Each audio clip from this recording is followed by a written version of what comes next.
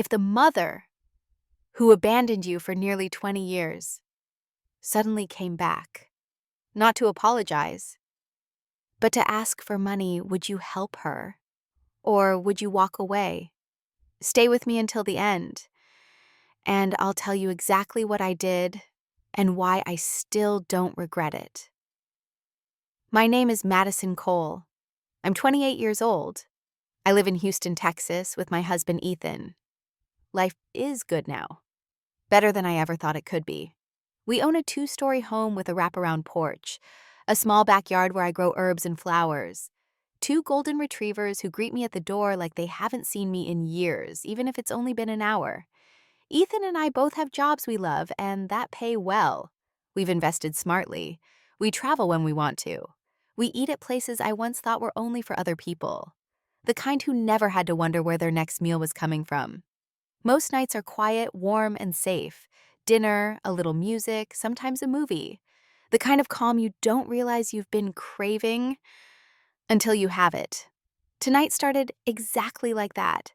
Roasted chicken, garlic, mashed potatoes, fresh green beans, jazz playing low in the background. Ethan telling me about his day. Then my phone rang. I reached for it without thinking until I saw the name on the screen. Aunt Maggie. She's not just my aunt. She's the woman who raised me from the time I was 9, the woman who became my safe place after my real home vanished. My father, David Cole, died when I was 5. My mother, Patricia, remarried Gerald Blake 3 years later. And at 9, I was sent away to live with Aunt Maggie. The reason because Gerald didn't want me in their house. That's the short version. The long one still lives in the quiet spaces of my chest where the air gets tight. I swipe to answer. Hey, Aunt Maggie! Her voice cuts me off. It's trembling, controlled, but frayed at the edges. Madison, your mother is here. My fork stops in midair. The room goes still. She's crying, Aunt Maggie says. She says she needs to see you. Right now, the clink of metal on porcelain sounds too loud.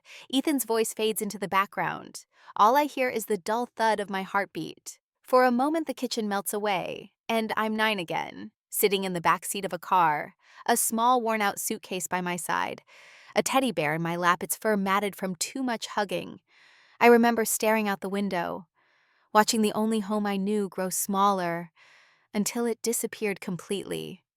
I force myself back to the present. What exactly did she say to you? Aunt Maggie hesitates, then sighs. She said Gerald lost his job, that the savings are gone. They're about to lose the house. She wants your help. Help. A word that feels like gravel in my mouth. Ethan watches me closely now. His brows pull together, a silent question in his eyes. I can't answer him, because I don't even know my own answer yet. Anger flickers old familiar. But there's something else, a small unwanted curiosity.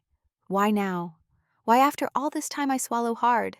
Tell her, I'll think about it. There's a pause on the other end, like Aunt Maggie wants to say more, but doesn't. Okay, she finally says. I'll tell her. I hang up. Outside, the wind shifts. Rain begins to tap against the kitchen window. The food in front of me is still hot, but my appetite is gone. Ethan reaches across the table. His hand covers mine. You don't have to decide tonight, he says softly. I know. The words come out automatic, but my body tells a different story. My shoulders are tense. My jaw is locked.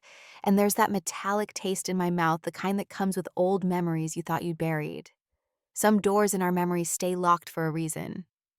Tonight, someone was pounding on mine. And before I decide whether to open it or leave it shut forever, I need to take you back to the night it first closed, back to when I was 9 years old, and learned what it really means to be unwanted. I was 5 years old when I learned what forever really meant. The funeral was held in a small church at the edge of town. The wooden pews creaked if you shifted your weight, and the stained glass windows caught the light in soft reds and blues that felt too warm for a day that cold. The smell of chrysanthemums clung to everything, my hair, my clothes, even my skin. People whispered not because there was anything secret to say, but because no one knew how to fill the space left behind. I remember my father's hands, David Cole. He always had warm hands even in winter. He'd put them over mine and laugh when I told him his palms felt like sun pockets. That day, when I reached into the casket to touch him one last time, they were cold. So cold I pulled my hand back like I'd touched ice. I didn't fully understand death then, but I understood this. He wasn't going to hold my hand again. 3 years later, my mother Patricia got married again. The man's name was Gerald Blake, tall, neatly dressed with a handshake that felt like something you'd give a stranger you had no plans to meet again. His smile was polite, but his eyes skipped over me like I was a misplaced piece of furniture in the room. The wedding was small, cream-colored dress, white roses, polite laughter. People told me I looked adorable in my little dress. I smiled for the camera because that's what you do at weddings. Gerald posed with his arm around my mother, and I stood in front of them like a prop no one had discussed. Even then, I knew he wasn't looking at me. At first I tried. God, I tried. I sat straighter at the dinner table. I spoke only when spoken to. I cleaned my plate even when the food made my stomach twist. But the dinners told me everything I needed to know. My mother would ask Gerald about his day at work. They'd talk about weekend plans, laugh at things I didn't understand. And me, I'd move peas around my plate waiting for someone to ask me how school was. The question never came. Sometimes Gerald would sigh if I asked for more milk before he was done talking. Sometimes he'd look at my mother like, "See, this is what I mean." And she would change the subject. That silence became my answer. I was 9 when the decision was made. There was no fight, no warning. One evening, my mother sat me down on the couch. The TV in the next room was too loud canned laughter spilling in like a reminder that somewhere people were happy. She smoothed her skirt, didn't quite meet my eyes. "Madison." She began my name back then. "You're going to stay with Aunt Maggie for a while." I knew Aunt Maggie. She was my dad's younger sister. We'd visited once when I was very small. I remembered a big porch, the smell of cinnamon rolls, and a cat that hissed when I tried to pet it. Why, I asked. The word felt too small for what I needed to know. My mother's lips tightened. "Gerald needs some peace and quiet, and Aunt Maggie can take better care of you right now." Better care. The word stung, though I didn't understand why. How could a stranger take better care of me than my own mother? The suitcase appeared the next morning. Small, black, missing a wheel. She packed it like she was sending me on a short trip: 2 pairs of jeans, a sweater, my school books.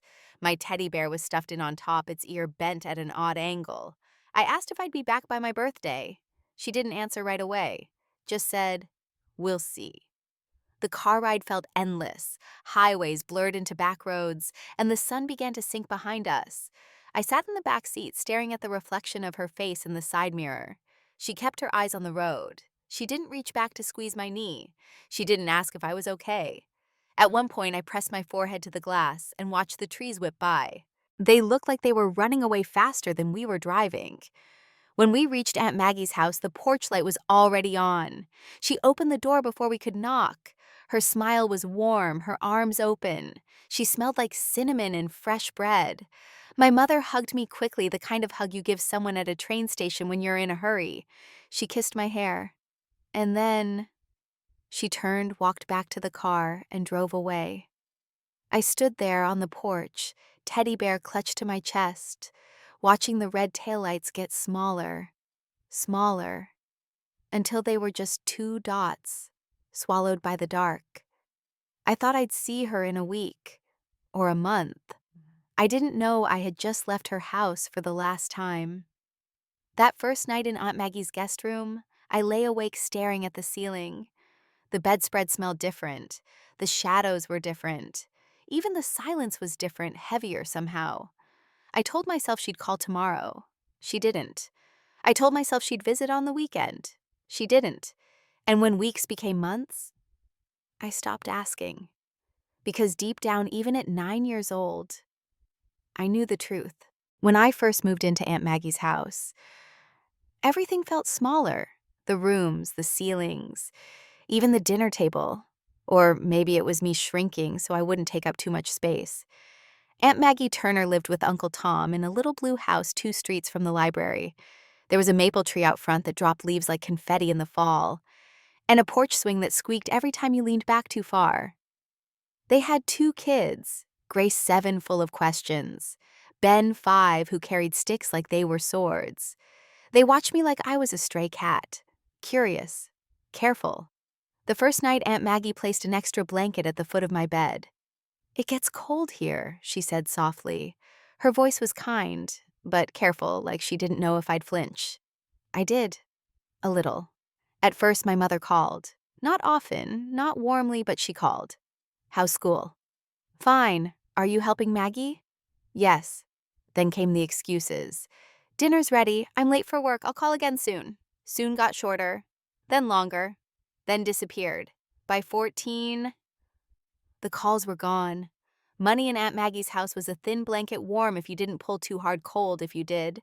She worked mornings at a diner. Uncle Tom worked nights. They swapped aprons at the door.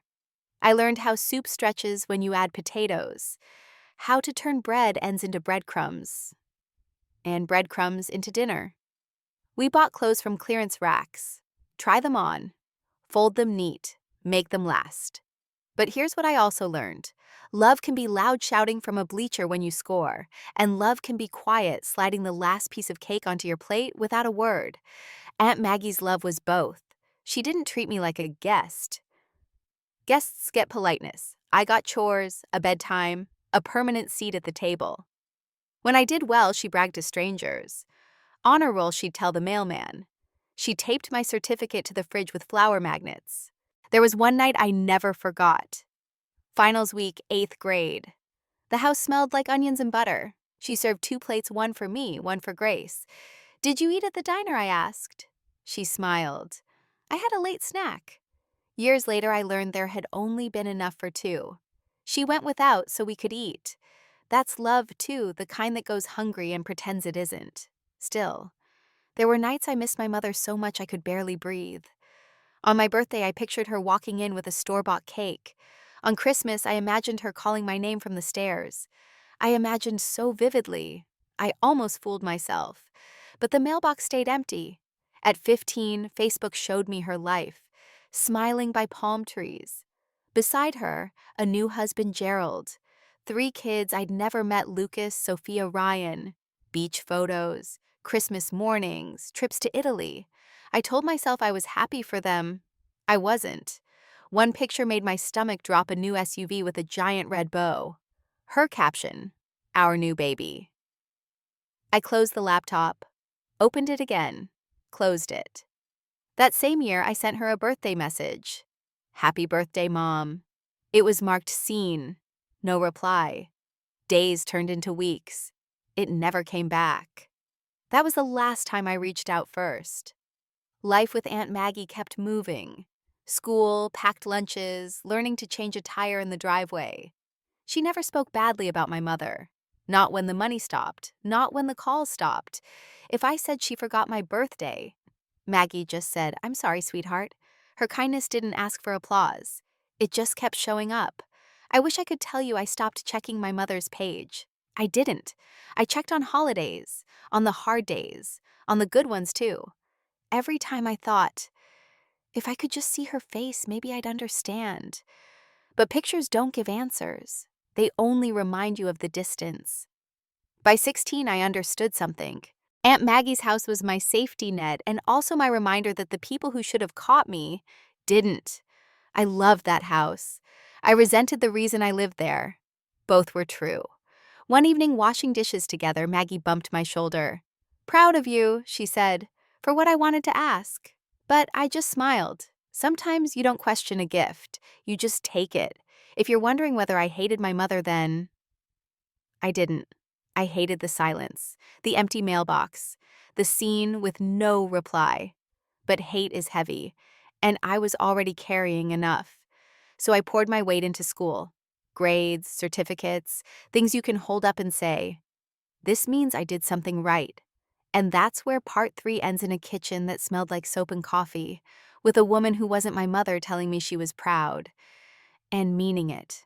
I didn't know then that my mother's perfect life was cracking, that she'd soon stand at Maggie's door, tears on her face, and ask for the one thing she'd never given me: help. But before we get there, you need to see both worlds the quiet one I lived in, and the glossy one I watched through glass. It was the winter I turned 17, my last year of high school. Snow had been falling all afternoon, blanketing the streets in a soft white silence. Inside Aunt Linda's house, the air was warm, a mix of cinnamon tea and the faint hum of the heater. I sat at my desk by the small window book, spread out Christmas music playing low in the background. Outside, lights twinkled on the houses across the street. Families were gathering, laughing, opening gifts, and for some reason, that night more than any other, I thought of my mother. It wasn't the first time she had crossed my mind, but it was the first time in years that I felt curious instead of just angry. Facebook had been around for a while by then. Everyone at school used it. And though I had an account, I had never searched for her. Part of me didn't want to know what I might find. Part of me was afraid that finding her would hurt worse than not knowing. But that night, I opened the search bar. I typed her name, Patricia Blake. Her profile popped up instantly. Public. No effort to hide. And there it was, her life laid out in photos. The first picture hit me like a slap. She was on a beach in Hawaii wearing a bright sundress, laughing as the wind caught her hair. Beside her, Richard had one arm around her waist, the other holding a drink with a tiny umbrella. My 3 half-siblings, Nathan, Victoria, and Tyler, stood in matching floral shirts smiling at the camera. Behind them, the ocean glowed turquoise under a perfect blue sky. I scrolled. A towering Christmas tree, easily twice as tall as the one in Aunt Linda's living room. Silver and gold ornaments, wrapped gifts spilling out from underneath like they couldn't fit them all. Dinner tables covered in food I'd only seen in magazines, roasted meats, tiered cakes, champagne flutes catching the light. Vacations in Cancun. A brand new SUV and the driveway ribbon tied neatly on top. Every photo seemed warmer, brighter, richer than my own life had ever been.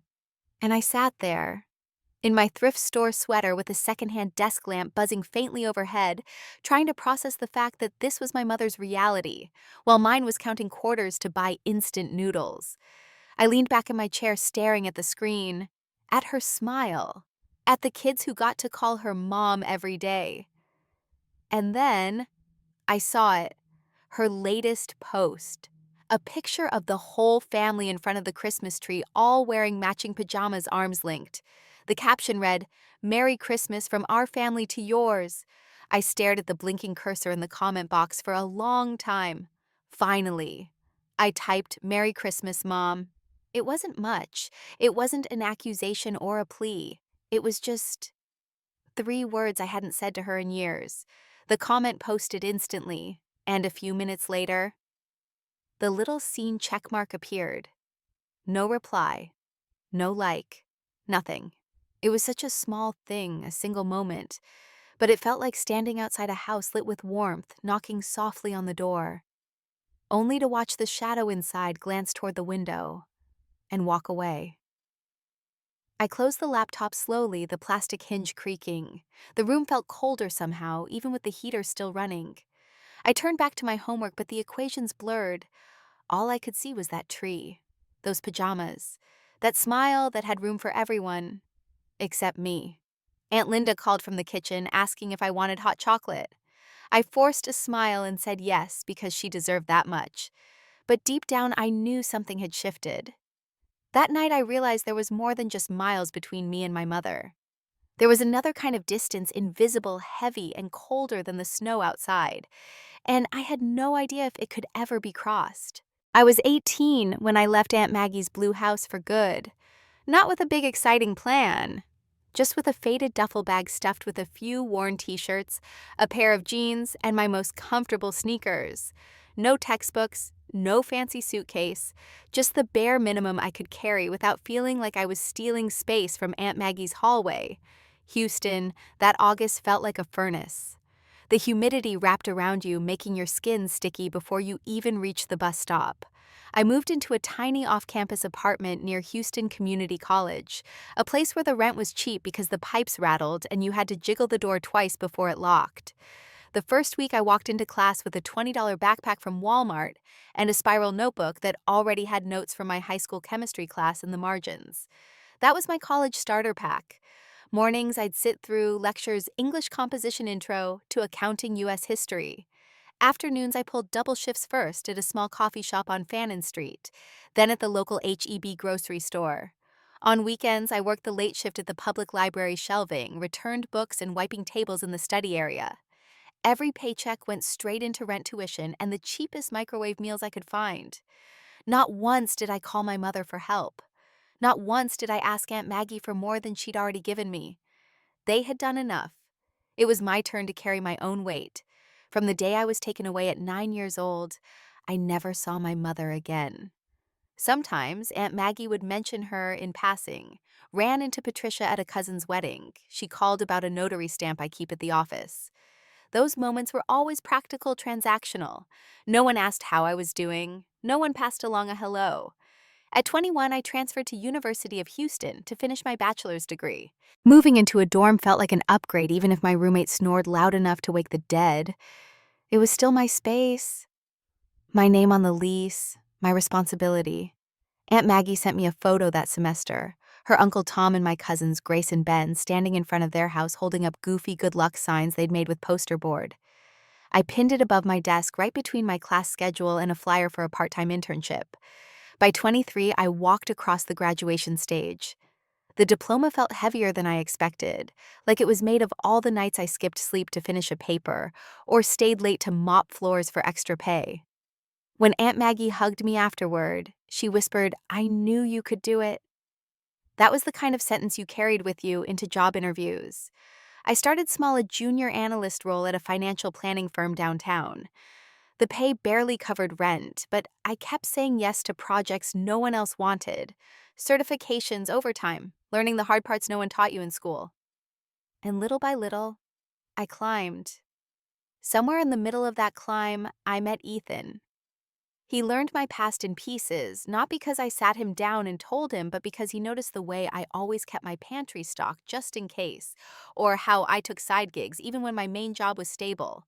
We fell in love slowly, quietly, the kind of love built on doing the dishes together after midnight. By 25, we got married. We kept it small backyard vows at Aunt Maggie's house with mason jars of lemonade and a borrowed speaker for music. Patricia wasn't invited, not out of spite, but because there was nothing left to invite her back to. At 27, Ethan and I bought a small starter home in Houston. Nothing flashy, but it had a real front porch and a magnolia tree out back that bloomed in spring. On Friday nights, I called Aunt Maggie and Uncle Tom, sometimes bringing them over for dinner. It was during one of those calls Aunt Maggie told me almost offhand, "Patricia asked for your number again." I didn't give it to her. I just said thank you and moved on. Some doors stay closed for a reason. One summer later, I finally had the chance to repay at least a fraction of what Aunt Maggie and Uncle Tom gave me. My cousins and I pooled our savings to buy them a modest white siding house with a porch swing and enough room for Uncle Tom's vegetable garden. The day we handed over the keys, Aunt Maggie's voice cracked. Now we never have to worry about rent again. I hugged her, realizing that for the first time since I was 9, I wasn't just surviving, I was giving back. Life was steady, predictable in the best way. Until that evening when Ethan and I were clearing dinner plates and my phone lit up with Aunt Maggie's name. Her voice was steady but softer than usual, sweetheart. "Patricia is here. She's crying. Says she needs to see you. Right now." I froze. The fork in my hand felt heavier than it should. Ethan didn't ask a single question. He just gave me the kind of look that said, "Whatever you choose, I'm here." And for the first time in nearly 20 years, I felt the past reaching out, demanding an answer. It had been 19 years since I last saw her face. And now, Patricia Blake was sitting just 3 feet away from me. Corner booth, vinyl seat, a faint buzz from a tired neon sign above us. The smell of coffee so bitter it felt like it could burn through the air. She'd arrived before me. Her hands were wrapped tightly around a chipped white mug, as if the heat could somehow warm the past. Her hair was shorter now, her coat looked 2 winters old, but her eyes, those were exactly the same. "Madison," she said carefully, like my name might crack in her mouth. "Patricia. Not Mom, not today, maybe not ever." The waitress slid a glass of water in front of me. Ice clinked softly. Somewhere behind us, forks scraped against plates. The silence between us swelled like a tide that didn't know when to stop. She leaned in first. I won't pretend we've been close. Her breath quickened. Gerald lost his job during COVID. The plant shut down our line and never brought it back. My hours were cut. Forbearance ended. The interest rate jumped. We fell behind. The bank is moving toward foreclosure. The words landed flat practiced, like she'd already repeated them to other people. And I asked for Lucas, for Sophia and Ryan. She said their names like they were magic passwords. They need a roof, just a bridge a month or two. I heard you helped Maggie buy her place. I heard you're doing well. A laugh escaped me, sharp and humorless. You heard I'm doing well. She swallowed. Please, I'm asking as your mother. The metallic taste rose in my mouth. As my mother, I repeated slowly. Where were you? When I graduated high school, college. When I got married. Where were you any of the days I needed a mother? Her gaze slid to the window. Things were complicated. They always are, I said. But complicated didn't pack my lunches when the check stopped at 14. Complicated didn't drive me home from late shifts. Maggie did. Her fingers creased to the paper napkin in front of her. I'm not here to fight. You're here to ask for money.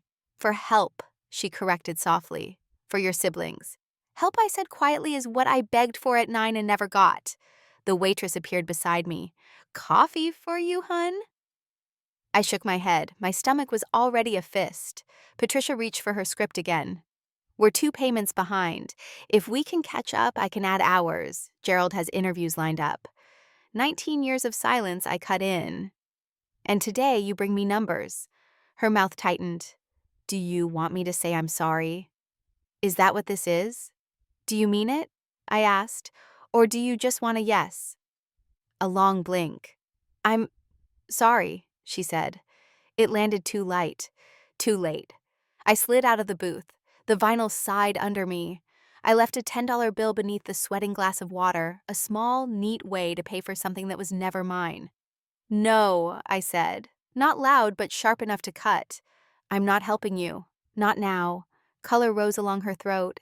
You'd let your own family lose their home. I already have a family, I said. They kept me when you didn't.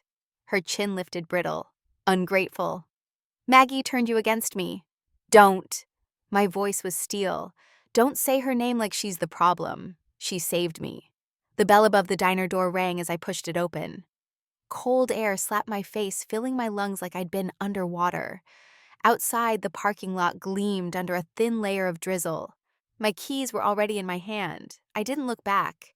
In the car, the silence felt clean and cruel.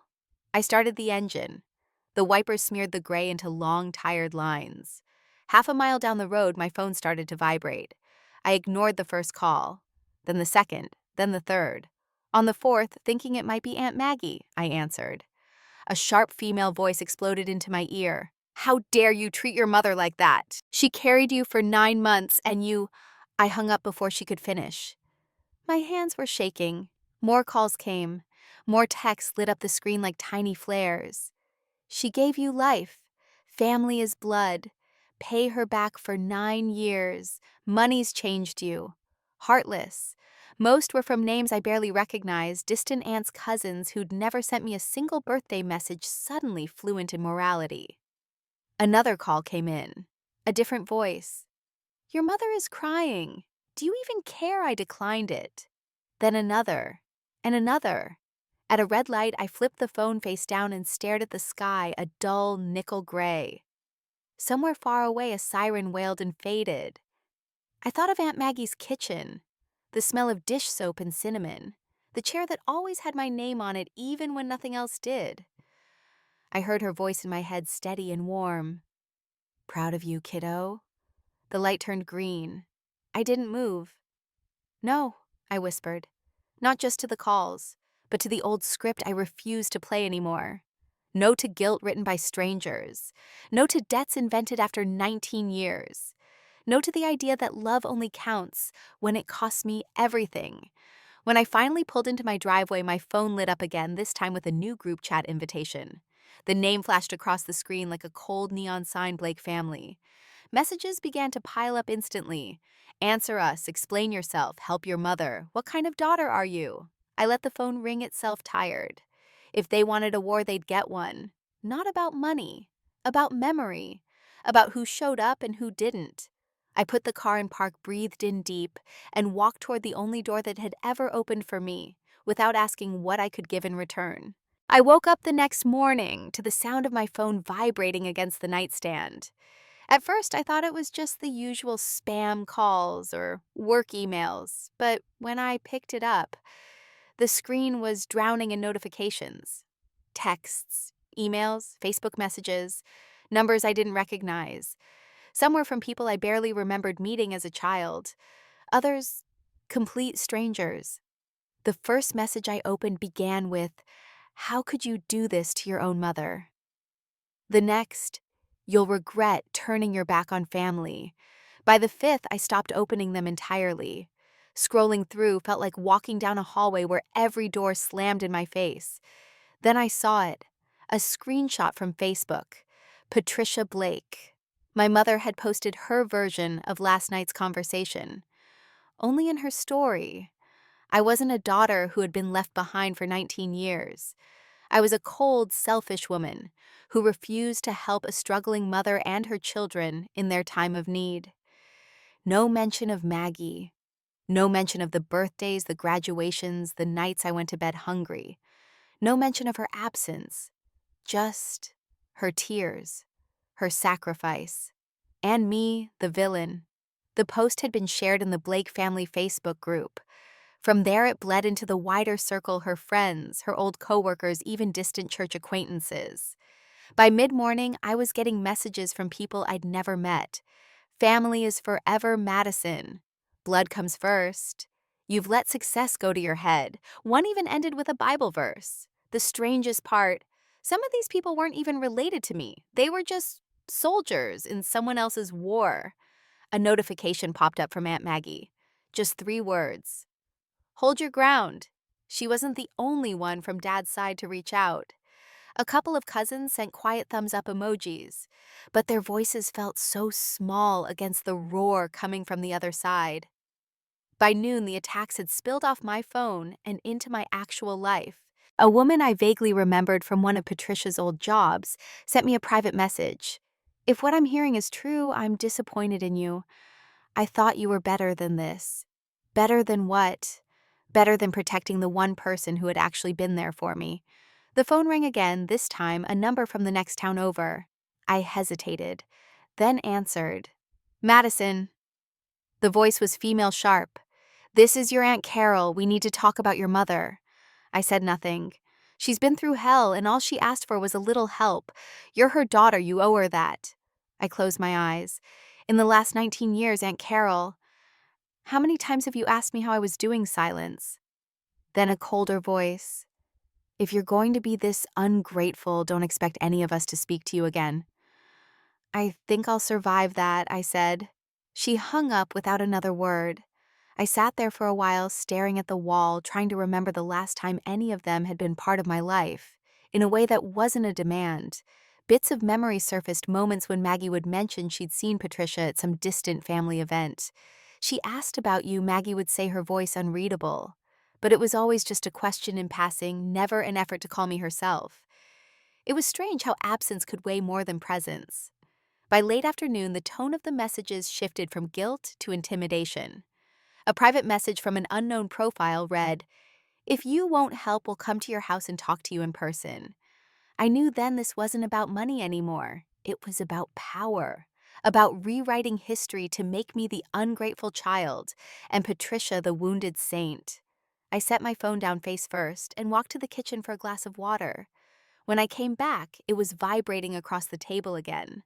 A number I didn't recognize. Area code from my mother's city. I answered. "Madison," the voice said. Low. Measured.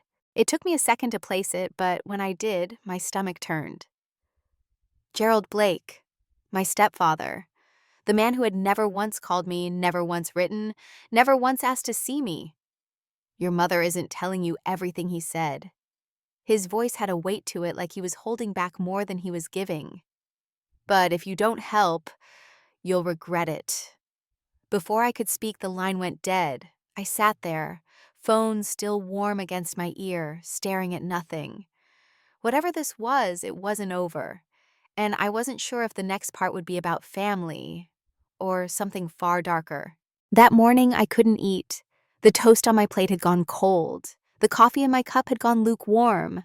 My phone sat face down on the table, still buzzing every few minutes with numbers I didn't recognize. Aunt Maggie rinsed her mug, watching me like she was deciding whether to step in. "You're quieter than usual," she said. "I just don't know if I want to do this anymore," I murmured. "If I block them all, maybe it stops." She dried her hands slowly. "Or maybe it just festers." I looked up. "If you want to end this, do it face to face. I'll come with you, not to defend anyone, but to make sure you get to say everything you need to say." I hesitated. The anger was still there, sharp and ready, but her voice was steady. And then she added, "Madison, she is still the woman who brought you into the world.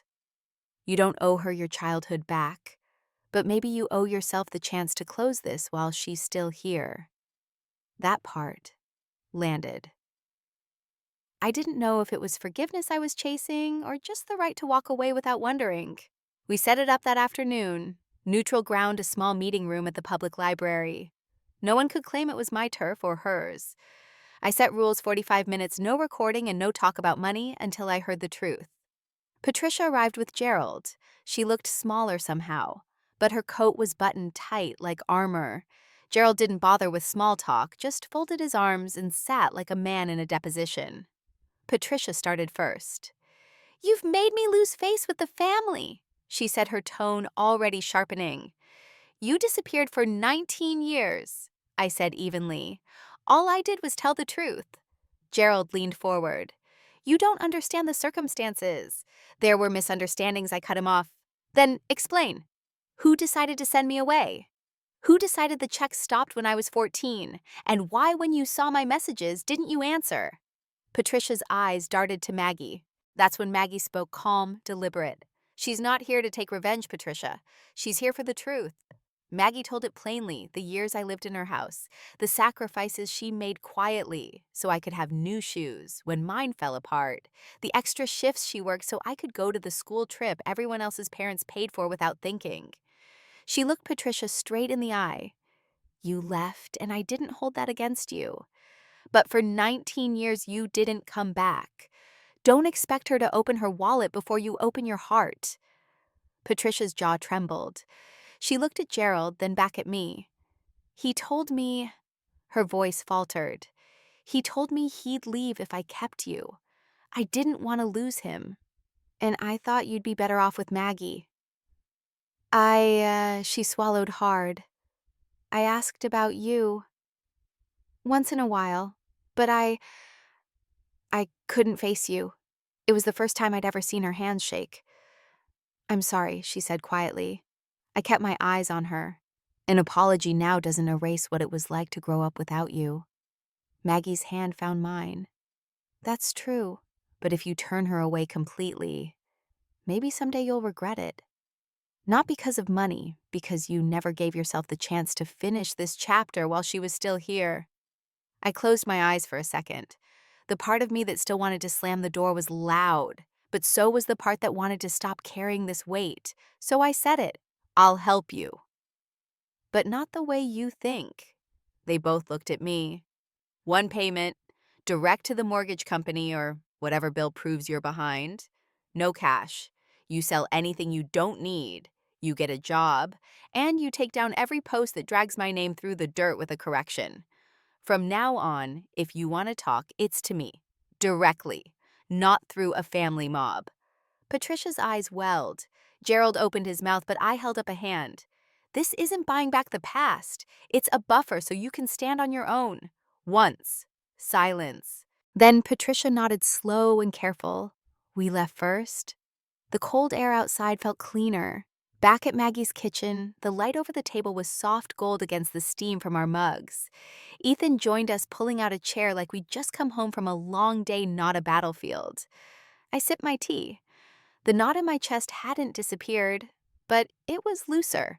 Forgiveness wasn't about erasing. It was about letting go so I could stop dragging the weight through every day that came after. I didn't promise anything more. I didn't pretend the road ahead would be smooth.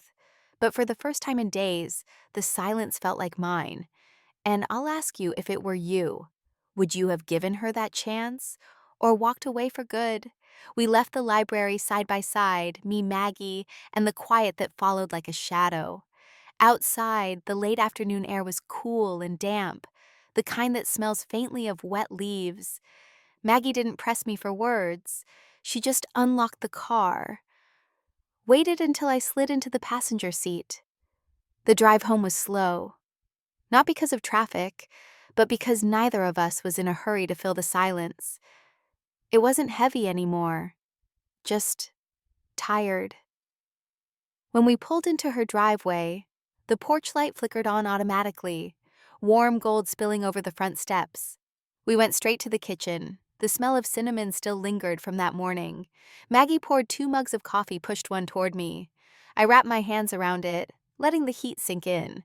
For a while we didn't talk, just listened to the rain against the window and the low hum of the fridge. Finally, she said, "You did what you could, and you kept your boundaries. That matters." I nodded. Somewhere between the library and this table, the sharp edges inside me had dulled. I wasn't happy. I wasn't healed. But the air in my chest felt wider, lighter. Maggie smiled, that small, knowing curve that had steadied me for 19 years. Whatever came next, I wasn't carrying it alone.